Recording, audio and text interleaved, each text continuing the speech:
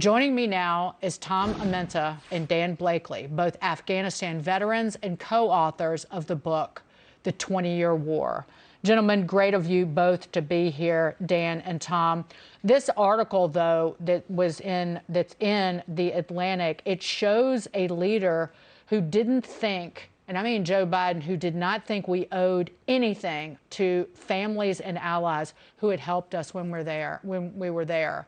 Tom, your reaction to just this soullessness and callousness? Well, I hope that he reads that article and about the translator that went out with those special forces teams and put his life in harm's way year after year to try and help not only American but Afghan interests to make that country and by extension the world a better place, because his opinion is categorically false. Dan, who will ever help us again, knowing that this is the man running the country and the leader of the free world? Yeah, I mean, I don't blame a lot of our allies for losing faith in our ability to stand strong with them, shoulder to shoulder. You know, leaving Afghanistan the way that we did, unprepared and not ready to be there for our allies when they needed us most, just shows the type of character that we have at the highest level of our administration. I do want to say, however, that that is not the same sentiment that comes from our U.S. military members. The veterans and service members who served in Afghanistan absolutely went above and beyond for our allies to make sure that as many of them as possible could come back, either to the U.S. or neighboring countries.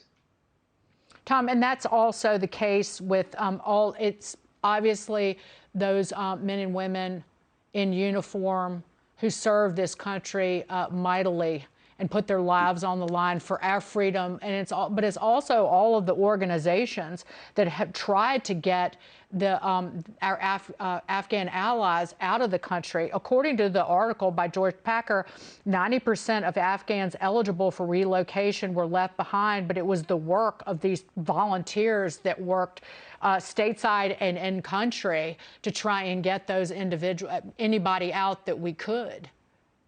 And I proudly count myself among them. I was one of the people that was working to do that. As a matter of fact, some of the people who were named in the article, I was actually texting with on Signal after the article came out, and we were talking about how much still left to do. As a matter of fact, Dan and I have friends that are overseas right now that are fellow veterans that are trying to continue this mission. And the really unfortunate and still incredibly frustrating thing for those of us who are trying to make this happen is just how little and how lacking our government continues to be in this fight to help our allies.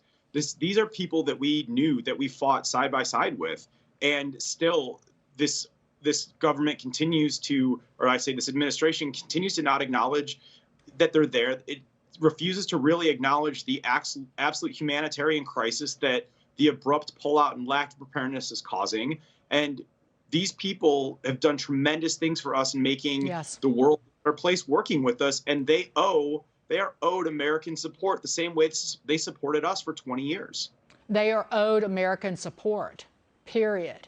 And Dan, before we go, when you have a leader, Biden, who shows this kind of incompetence and weakness and lack of conviction, callousness was the word I used earlier, you have a tyrant like Putin who will seize on it.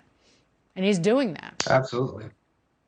Absolutely. He saw our weakness in Afghanistan as an open door, that we weren't going to stand there with our allies again. And you saw that with the massing of troops along the Ukraine border. And it's frustrating to see that it's taken this long to really work with our NATO allies to move at least some troops to the area. And I'm hoping that Putin definitely takes a step back and realizes that we are serious as a nation, that we will be there for our partners and the other countries that we are supported with.